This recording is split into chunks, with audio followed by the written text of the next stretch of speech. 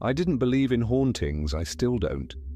At least not in the way movies or ghost tours like to portray them.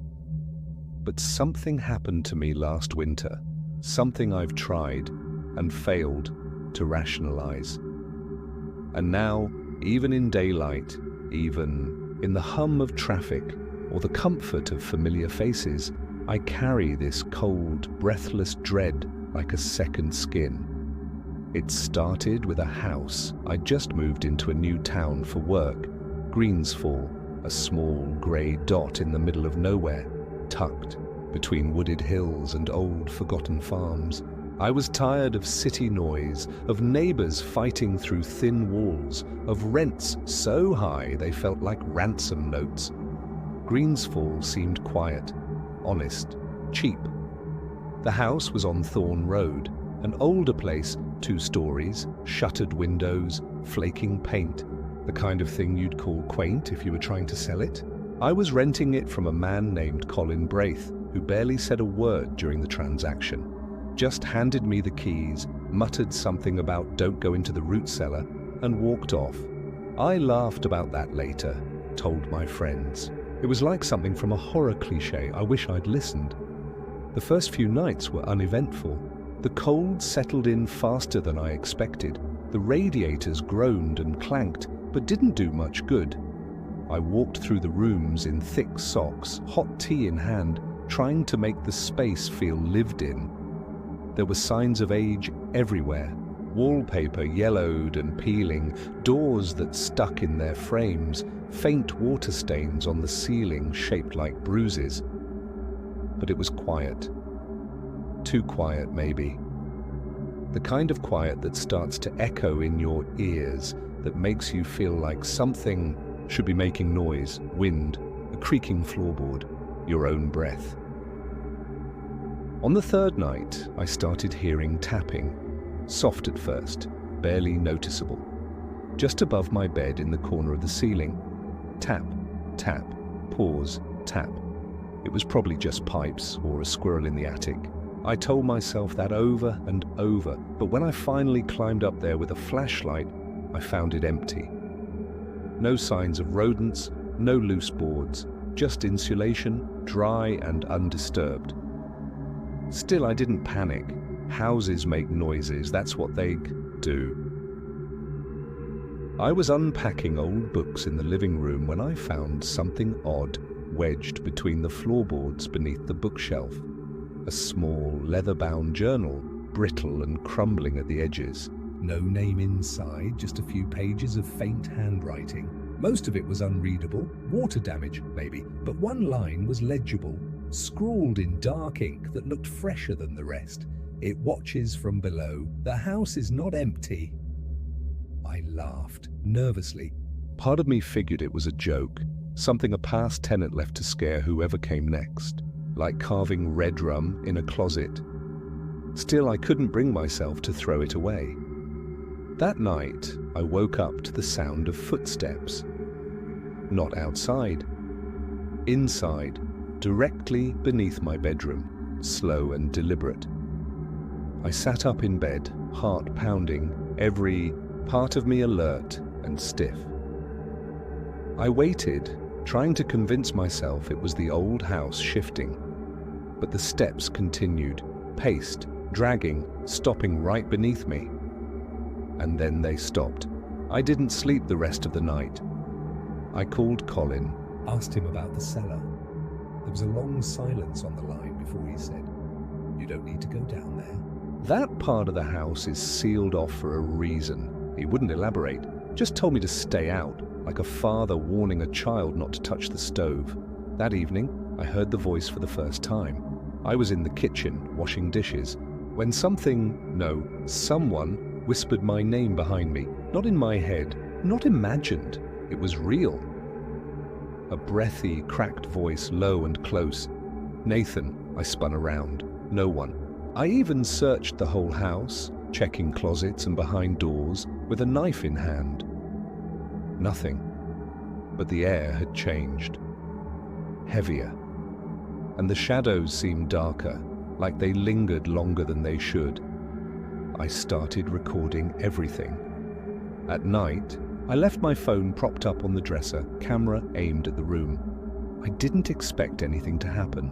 Maybe I just needed proof I was going crazy. The first 2 nights were uneventful, just me tossing in bed, snoring lightly, nothing unusual. But on the 3rd night, something changed. At exactly 3:17 a.m., the video caught the bedroom door creaking, open.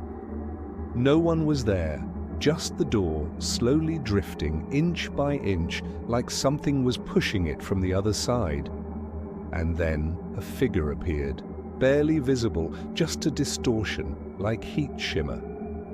Humanoid but bent wrong, arms too long, head cocked unnaturally to one side. It stood at the foot of my bed for 11 minutes, and then it was gone. I didn't remember any of it.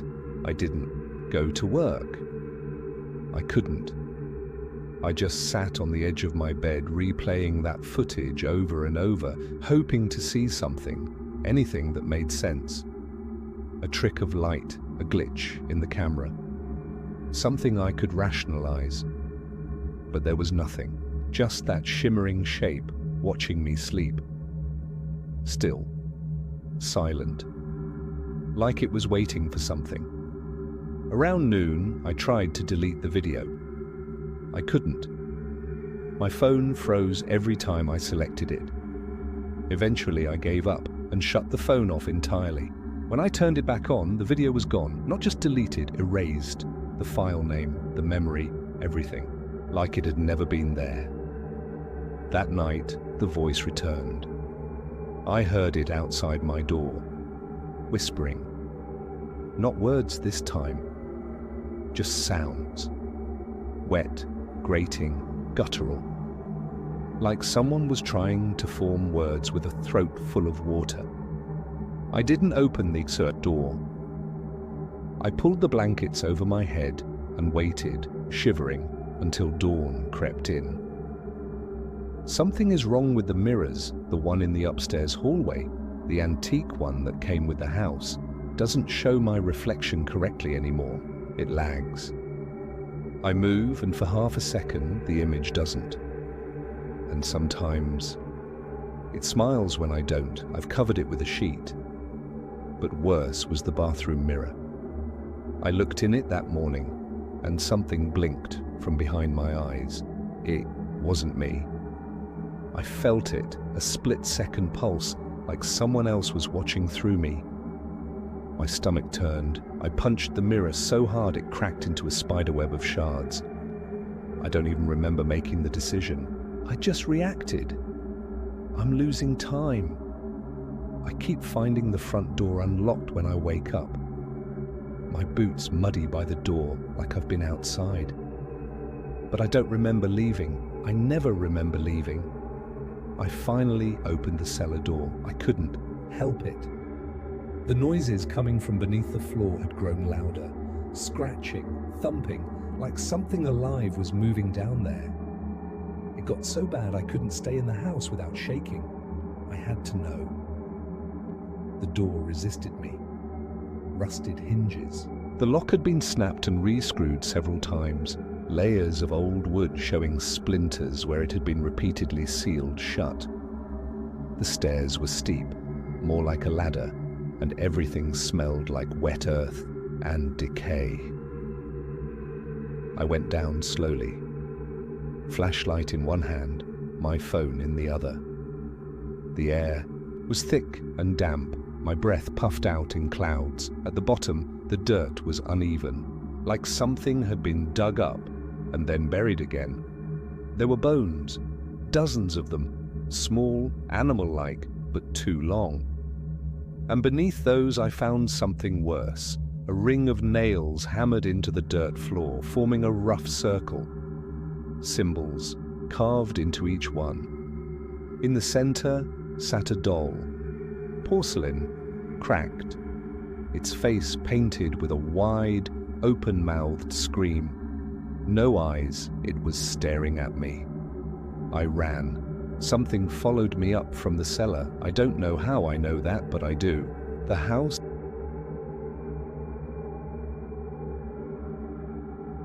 feels different, like it's breathing with me, watching every move I make. The walls creak when I walk past, but stop when I turn. The lights flicker in rhythm with my thoughts, and the shadows, they've started moving on their own. I was in the living room, and I saw one stretch across the ceiling. Slow, deliberate, like a hand reaching. But there was nothing nearby to cast it, no source, just the shadow itself, bleeding against the light. I started praying. I haven't done that since I was a kid. It didn't help. I dreamed of the house. Before it was mine, it was the 1940s, black and white images flickering like a silent film. A man in a long coat standing at the cellar entrance, holding something wrapped in cloth. He buried it. The cloth unwrapped just before the soil covered it, a human face. A woman's. Eyes still open, I woke up, screaming. When I went downstairs, the front door was open again. There were footprints in the frost, not mine, bare, small, leading into the house. I spoke to Colin again, demanded the truth. He was quiet a long time. Then he said, "I shouldn't have rented it to you. I thought it was over. I thought the house had gone quiet." "What happened here?" I asked. There was a girl. Her name was Annie. She lived there with her mother in the 1940s. People said the mother was not right. Into rituals, protection spells, something about keeping the house fed. Fed? There was something under the house, he said. Always has been, before it was built even. Old land, older than any of us. They say it chooses people, that it feeds off suffering, secrets, regret. What happened to the girl? No one knows. She disappeared. Mother hanged herself in the cellar a week later. The house sat empty. For decades. And then he said something that still chills me. "If you hear your name again, don't answer." He hung up. I've stopped sleeping. The whispering doesn't stop anymore. It follows me through the house, always just out of sight. My name repeated like a chant. Nathan, Nathan, Nathan. The walls bleed at night. Thin rivulets of dark liquid that vanish by morning. I've taken photos. They always come out blank, white static. Sometimes with that same shimmering figure in the background, always closer. The doll is no longer in the cellar. I found it on my nightstand this morning. Sitting upright, its eyeless face aimed at the bed. I didn't touch it. I just left the house. I've been sleeping in my car in the driveway since then, but even out here, I can feel it watching, waiting. Last night, I finally saw her. I don't know how I knew it was Annie, but I did. A pale girl, maybe 10 years old, standing just beyond the tree line, hands clasped, mouth open like she was screaming. But no sound came out. Behind her, the trees bent backward. She pointed at the house, then at me, and mouthed, "It has your name now." I ran. I left Greensfall this morning. Drove until my gas light came on, then kept going, but it's not over. I'm writing this from a motel 3 towns over.